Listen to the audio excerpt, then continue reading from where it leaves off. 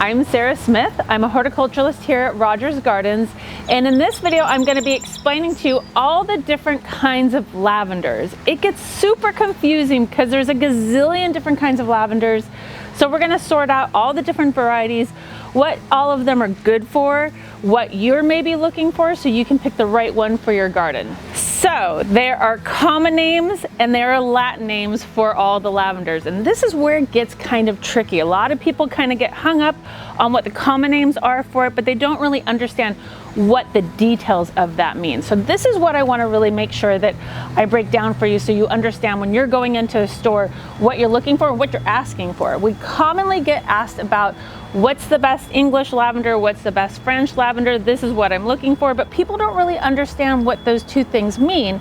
Partially it's because the way it gets marketed in stores for lotions and things like that, they're not really giving you the full story of the type of lavender. So it'll say it's an English lavender scent or this is a French lavender scent, but in the world of landscaping it's very, very different what those two different things mean. So this is English lavender. This is not the English lavender because there is one generic English lavender, but in the gardens growing the generic one's really not a great idea. For one, it's bred for England, so it wants it to be really cold and very, very wet.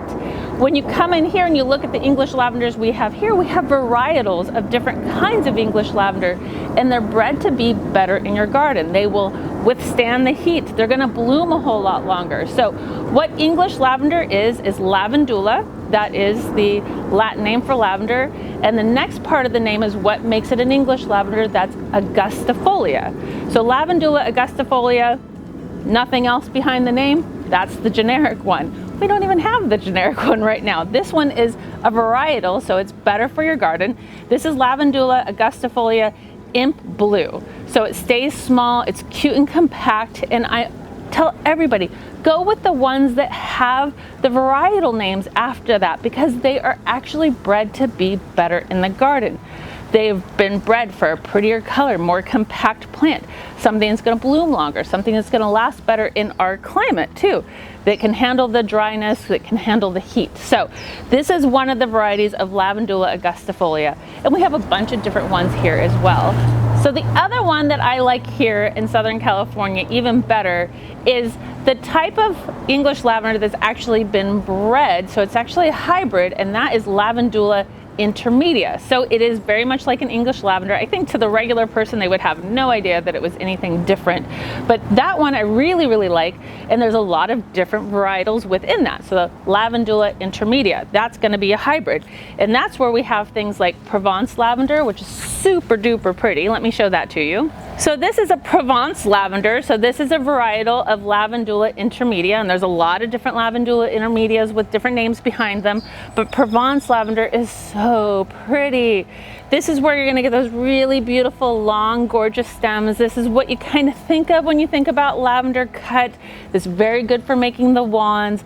Smells fantastic.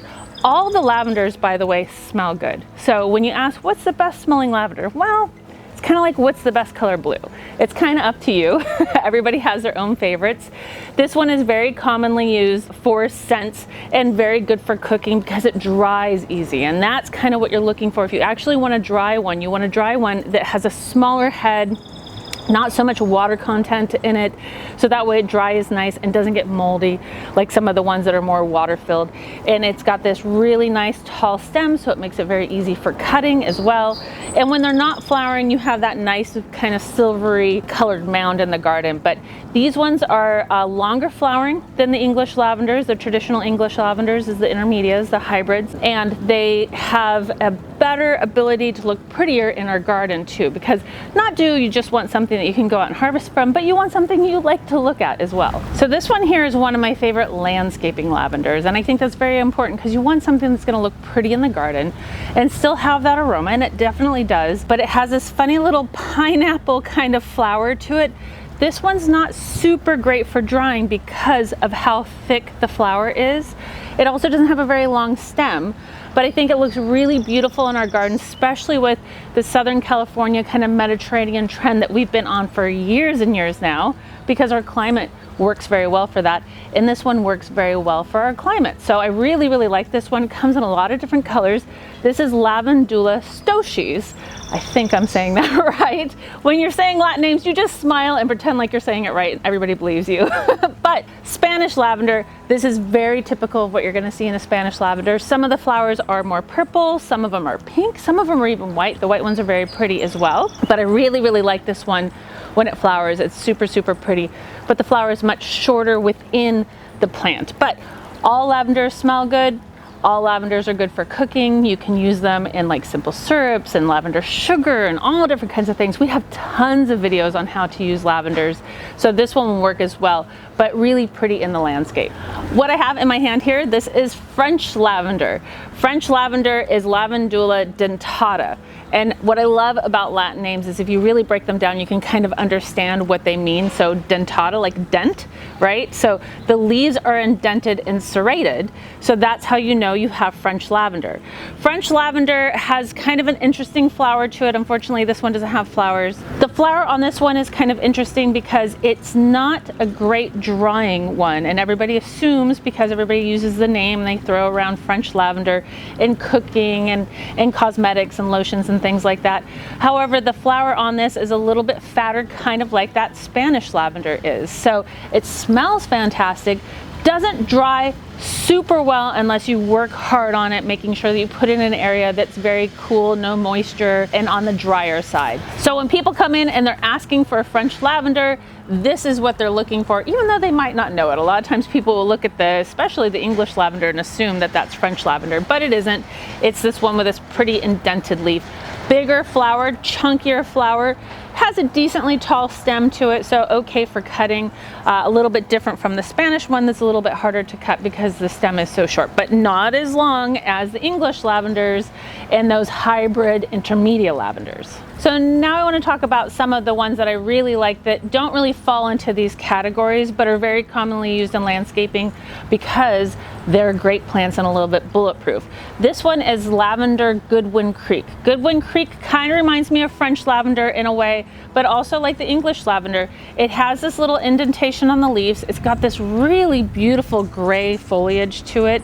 It's got the taller stem, but the thinner flower on it. So this one is Lavandula densiflora. But Goodwin Creek, everybody kind of knows that one. Even if you just walk into a landscape place and say, I want Goodwin Creek lavender, everybody's gonna know which one it is. This is one we do very commonly use the common name on, the varietal name on. Really good in landscape situations, smells beautiful just like all the other ones. It has that really good gray foliage that people are looking for, so it really lends itself to that Mediterranean landscaping, and has a taller stem, which is nice because it gives it some of that movement. It's not as dense as like the Spanish lavender that just kind of sits there very thick and very full. This one has that beautiful movement to it. So this is my favorite lavender. If you're gonna come in and ask me what my favorite lavender, this is the one that I like the best. Again, I like it for its landscape purposes, but I also love the flower on it. It's so showy, it's so pretty. It flowers forever, has a really nice long stem. This is Fern Leaf lavender. This is Lavandula multifida. So Fern Leaf lavender, and the name is perfect for that because it has this beautiful fern leaf to it. It's not as gray as some of its brothers and sisters, right? It's got this pretty green, but I love the shape of this leaf to it. I love how moundy these get. So typically the foliage stays really nice and low in it, and the stems are really nice and tall. And when it's not flowering, the foliage is so pretty and it smells super fantastic. I really love this one. It's such a beautiful one. So Fern Leaf lavender. So now you know everything there is to know about all the different kinds of lavenders, right? So there's a ton of different lavenders. There's tons we didn't even touch on, but these are some of the basic ones that you need to know, and that will kind of help you decide, what do you want it for? Are you really just growing it for just the smell and the fragrance, and you're going to put it somewhere in your garden like a vegetable garden where you're harvesting from it? That's going to be a very different decision on what you pick versus something you want to look beautiful in your garden all the time. And all of them are going to smell great. All of them have different qualities to them that make them special and unique. So there's a ton of different lavenders, something 100% that will fit into your garden, no matter what kind of garden you got going on, and no matter what kind of gardener you are, because some of them are really easy and much easier to handle than others. So the last thing I want to talk about is lavender needs, so you can be really successful at home in your garden with your lavender. All lavenders want to be in full sun. None of them can handle partial sun or even just a little bit of shade or filtered sunlight. They need full bright sun to be happy and to flower. They all want really well draining soil. So if you're going to put them in a pot, use cactus mix so it drains through really well. In your ground, make sure that your soil is very well draining. A lot of us have very clay-like soil, so you definitely want to amend that area and make it drain better. If you have really clay soil, definitely cut back on the watering. They are drought tolerant, but what they really can't handle is sitting in water or soggy soil. So that's why you want to make sure you're not overwatering them.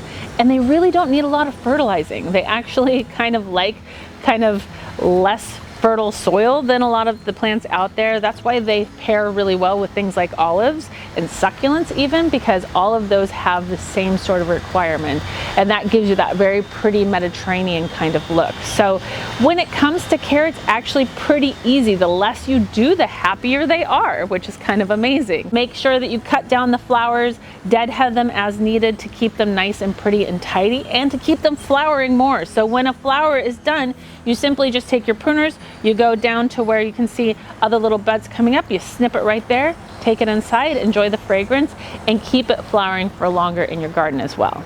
Thank you so much for tuning in. I hope you learned something about lavenders and this helps you decide what you want to have in your garden. We have plenty of varieties and something for everybody here, and tons of advice that we can give you so you can come in, smell things, touch things. We will never look at you strange if you're sitting here smelling every single one.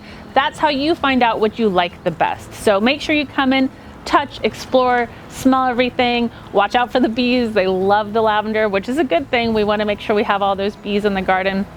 And decide which lavender will work best in your garden. Make sure that you go onto our Facebook or our Instagram page and follow us there. You'll see all kinds of great videos and reels, different pictures about what we have going on here, so you know all the different things, the festivals, the book signings, the art showings that we have, the different tastings we have for all the different products we have here, and you know what kind of specials we have going on, and you'll know kind of what you should be doing in your garden, because we give you all that information about what you should be doing in the garden at this time of year. And make sure you sign up for our email list. Our email list is gorgeous. It's beautifully curated of all different kinds of things going on here at Rogers, the deals and specials, the things that we have limited quantity of, so you don't come in looking for something and it's already gone, because you'll know you're reading those emails with us. Again, I'm Sarah Smith, a horticulturalist here at Rogers Gardens. Thank you so much for tuning in, and be well and be safe and happy gardening.